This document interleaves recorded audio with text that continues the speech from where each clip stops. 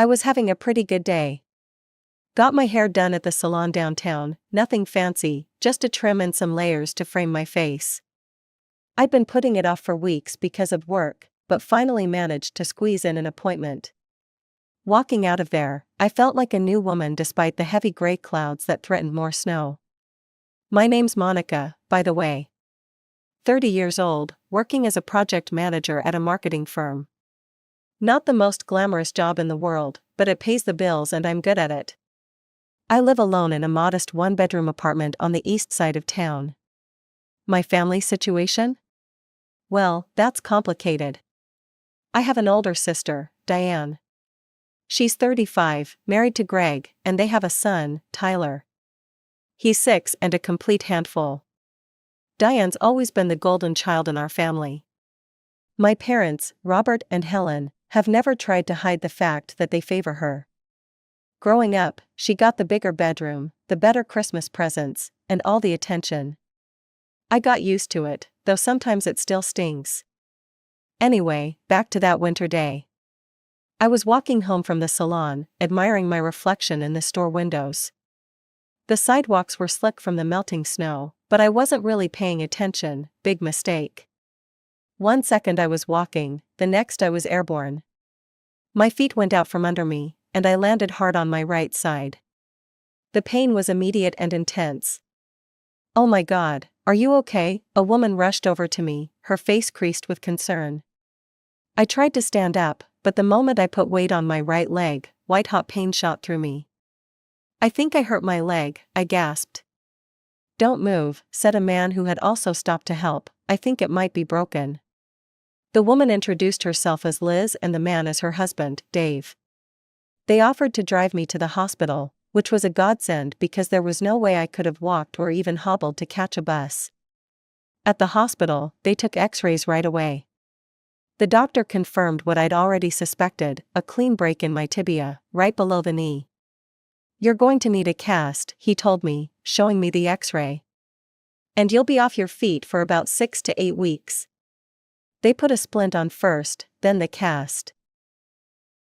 The whole process was uncomfortable, but they gave me painkillers that took the edge off. When they were done, I looked down at my new white accessory and sighed. This was going to complicate things. The hospital arranged a taxi to take me home. Getting up to my third-floor apartment was a challenge with the crutches they'd given me, but I managed it eventually, sweaty and exhausted. The first thing I did when I got inside was call work. "Monica, what happened?" my boss, Sarah, asked when I explained the situation. "Slipped on some ice, broke my leg," I said, trying to sound more cheerful than I felt. "Doctor says I'll be out of commission for a while." "Don't worry about the Jenkins project," Sarah assured me, "we'll handle it, just focus on getting better." That was a relief, at least work wasn't going to be a problem. After hanging up, I looked around my apartment and realized just how difficult the next few weeks were going to be. Everything seemed suddenly far away and inaccessible. Even getting myself a glass of water was an ordeal, balancing on one leg while trying not to fall over. I tried to make myself some dinner, but standing at the stove was exhausting. I ended up just eating some crackers and cheese before collapsing on the couch. That's when I remembered I should probably let my parents know what happened. I called them, but no one picked up. Typical. I sent a text instead. "Hey, just wanted to let you know I slipped on ice today and broke my leg. Going to be in a cast for 6 to 8 weeks. I didn't expect much of a response. My parents had never been the nurturing type, at least not with me. But I still felt I should inform them. About 20 minutes later, my phone buzzed with a reply from my mother. "Monica, you're always so inattentive and clumsy. This is what happens when you don't watch where you're going. We can't visit right now because we're busy with the renovations at Diane's house. Try to be more careful next time. No, are you okay? No, do you need anything? Just blame and excuses." I tossed my phone aside, fighting back tears. I don't know why I expected anything different. They'd always been this way, cold, dismissive, quick to criticize. Still, it hurt every time. I hobbled to the bathroom, brushed my teeth, and somehow managed to get ready for bed. As I lay there, staring at the ceiling, I tried to banish the unpleasant thoughts about my family.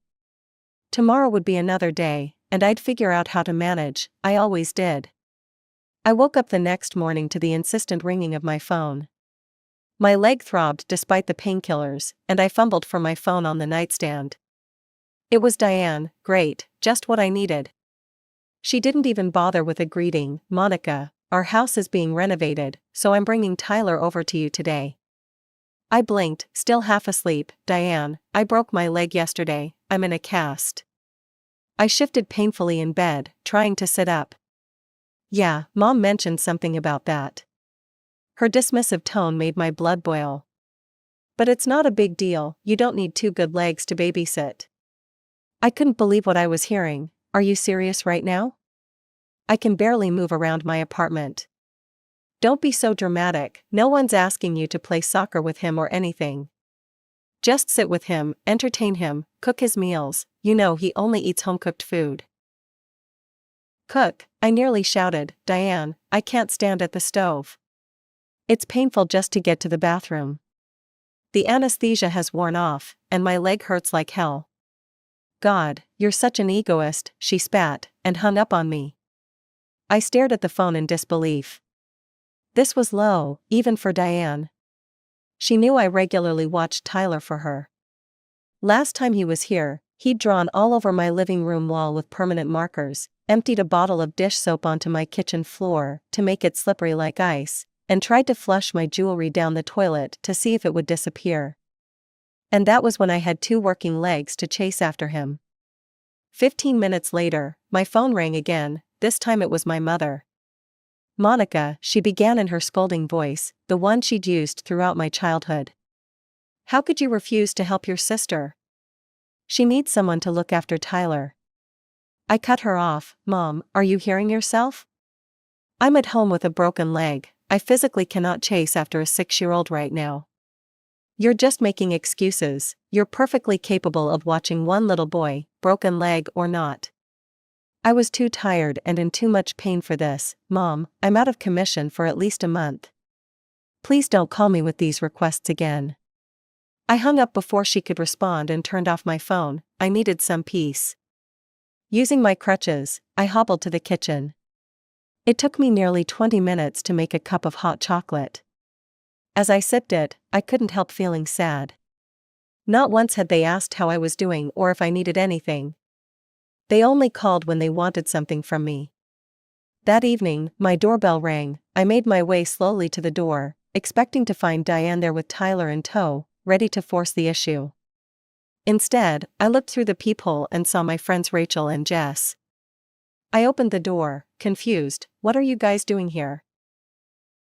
Rachel put her hands on her hips. We just found out from Sarah at work that you broke your leg yesterday. Why didn't you tell us?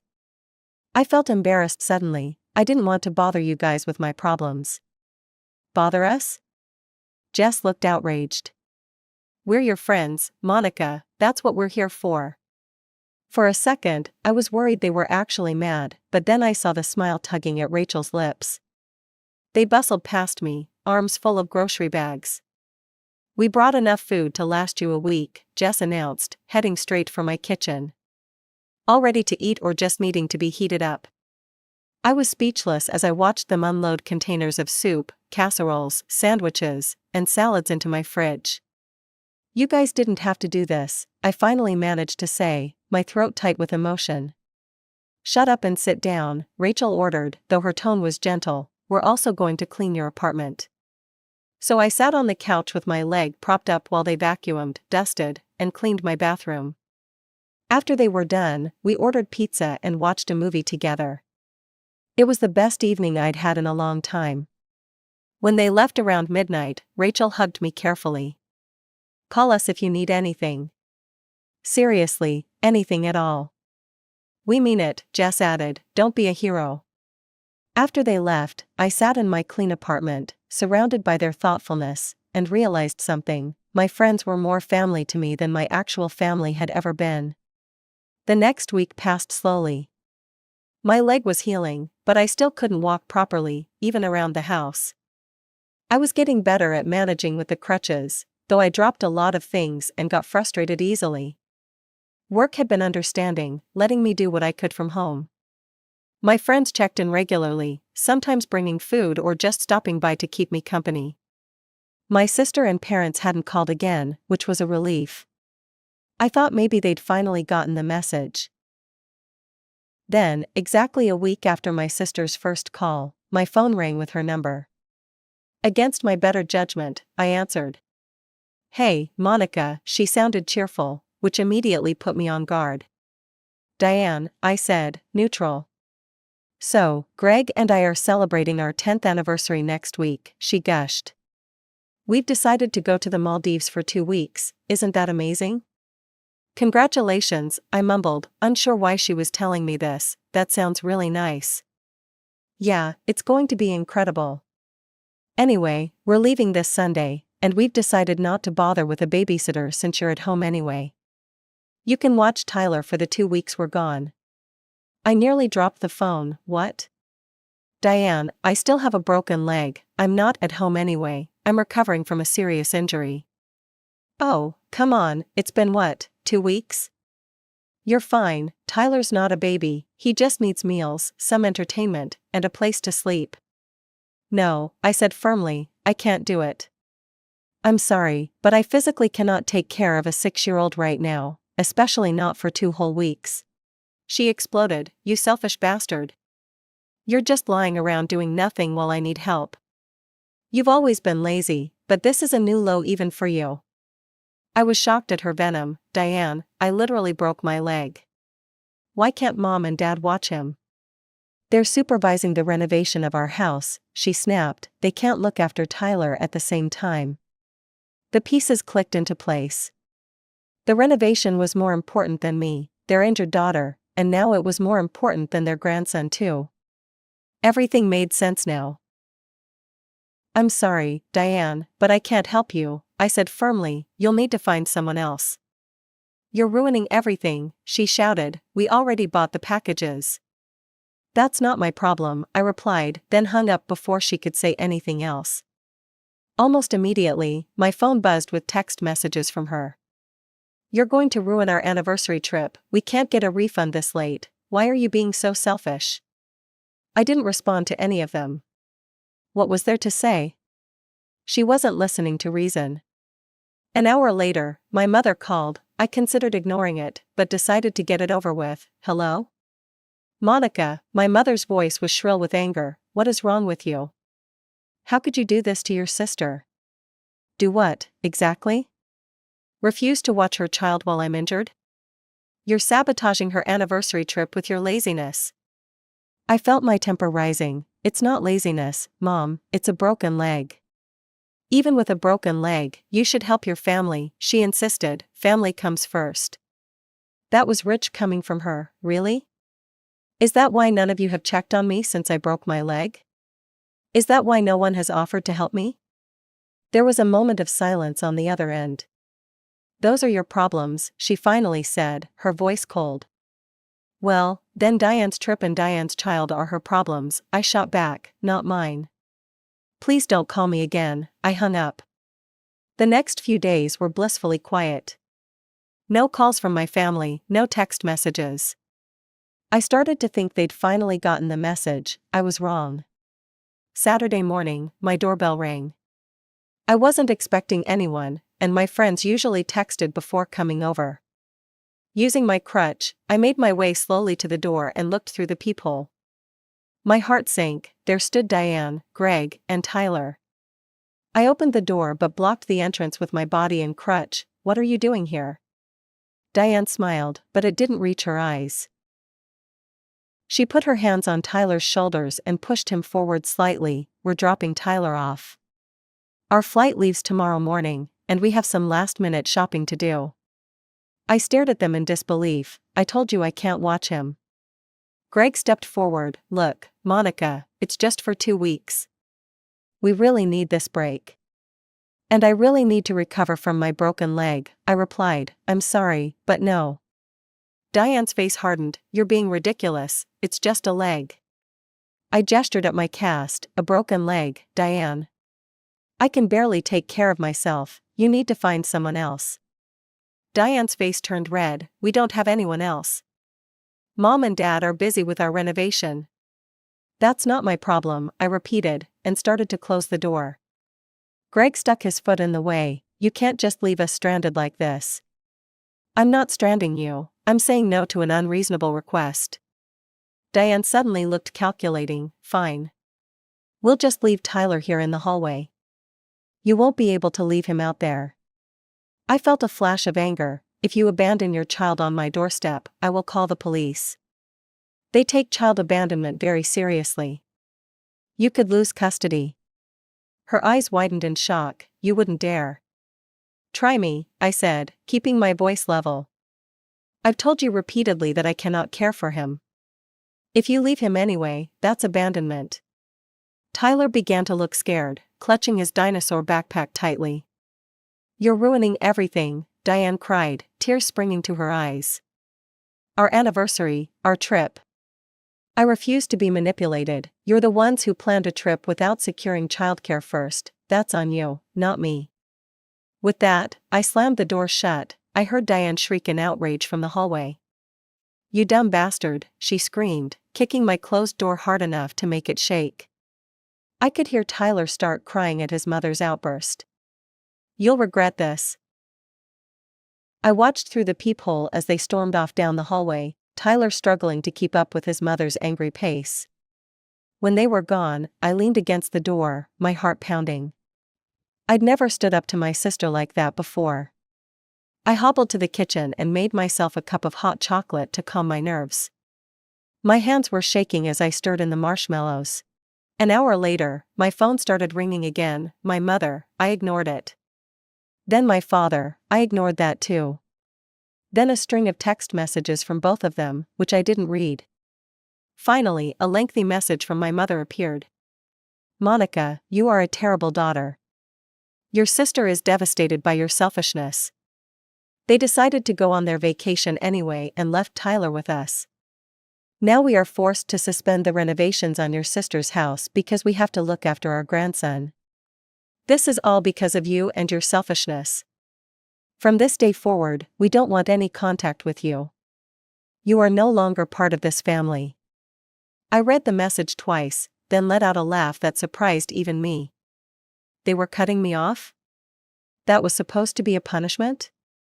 I felt a weight lift from my shoulders. Without hesitation, I blocked all their numbers, my mother, my father, Diane, and Greg. It was surprisingly easy to tap that block button, like cutting away a tumor that had been growing for years. Next weekend, I got a call from my Aunt Linda, my mother's sister. We'd always been close, though we didn't talk often since she lived across the country.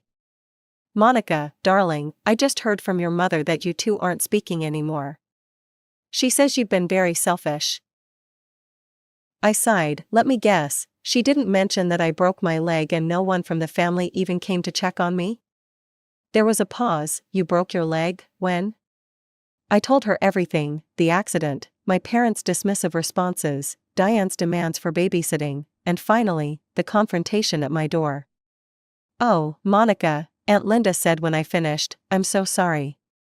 Your mother just told everyone you refused to help your sister for no reason.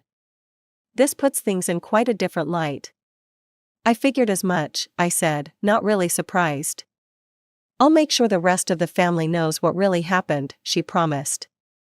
Not that you need to worry about what they think, but I can't stand the thought of your mother spreading lies about you. Thanks, Aunt Linda, I appreciate that. After we hung up, I sat on my balcony, watching the sunset. I thought about the last 2 months and how much had changed. Yes, I'd broken my leg, but in a way, that accident had freed me. It had shown me who truly cared about me and who didn't. After my conversation with Aunt Linda, I felt a sense of relief wash over me. Not that I cared much about what extended family thought, but it was nice to know someone was standing up for me. The weeks passed, and my recovery continued steadily. Physical therapy with Marcus became the highlight of my week. He pushed me just enough to make progress without overdoing it. By the end of the 2nd month after the accident, I was walking with only a slight limp. The doctor said I could return to work, though I should still take it easy on the stairs. My first day back at the office was surprisingly emotional.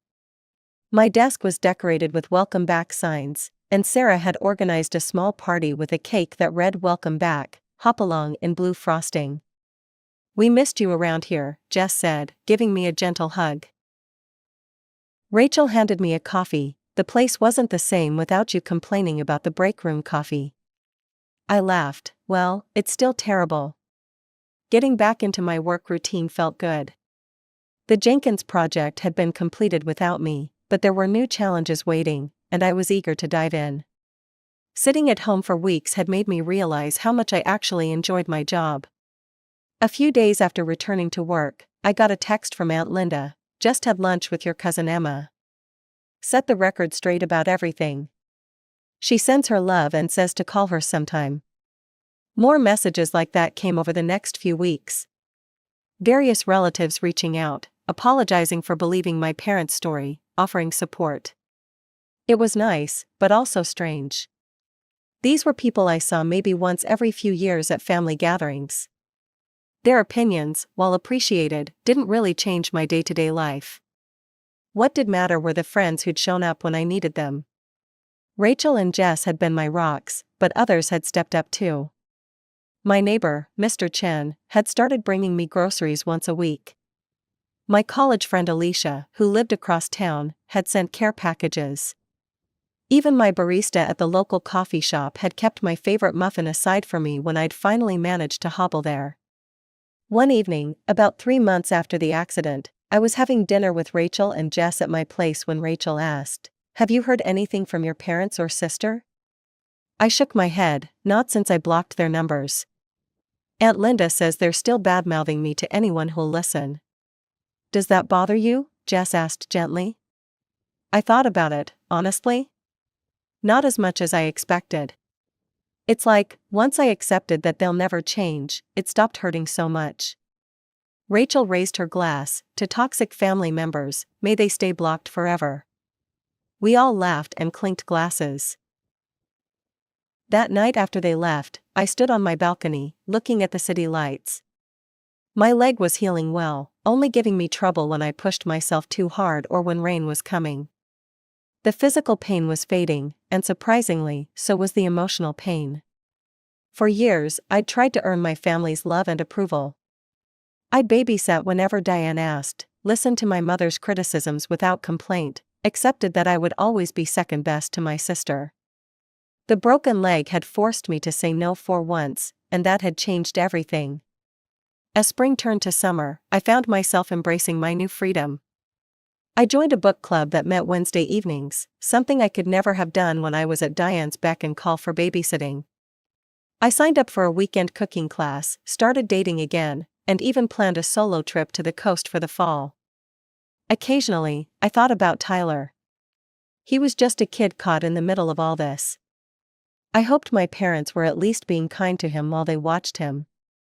Maybe someday, when he was older, we could have a relationship separate from his parents. I'd like that. One Saturday morning in July, almost 6 months after my accident, I was at the farmer's market when I thought I glimpsed Diane in the crowd. My heart raced for a moment, but then the woman turned, and it wasn't her. I was surprised to realize I felt disappointed. Some small part of me had hoped it was her, that maybe she'd changed, that she wanted to apologize. But that was unlikely. People like my sister and parents rarely admitted they were wrong. They'd probably go to their graves believing I was the selfish one who had wronged them. And that was okay. I couldn't control what they thought or said about me. I could only control my own actions and choices. That evening, I met up with friends for dinner at a new restaurant downtown. As I looked around the table at these people who genuinely cared about me, who had shown up when I needed them, who respected my boundaries, who loved me for who I was, I felt truly grateful. 2 weeks later, Aunt Linda called with news. "Your mother's been telling people you reached out begging for reconciliation, but she refused." I laughed. "That's creative, I haven't unblocked their numbers." "I figured as much," she said. "How are you doing, really?" "I'm good," I said, realizing I meant it, better than I'd been in a long time. After we hung up, I made myself a cup of hot chocolate, still my comfort drink of choice, and settled on the couch with a book. My leg was almost completely healed now, with only occasional stiffness. Life wasn't perfect. Work was stressful sometimes, dating had its ups and downs, and my apartment still needed a new coat of paint. But for the first time in my life, I felt at peace. I wasn't waiting for a phone call demanding my time, wasn't bracing for criticism, wasn't making myself smaller to avoid rocking the boat. I was just Monica, imperfect, healing, and finally free to live life on my own terms. Sometimes the worst accidents lead to the best outcomes. Sometimes you have to break before you can heal properly. And sometimes, the family you choose is more important than the family you're born into.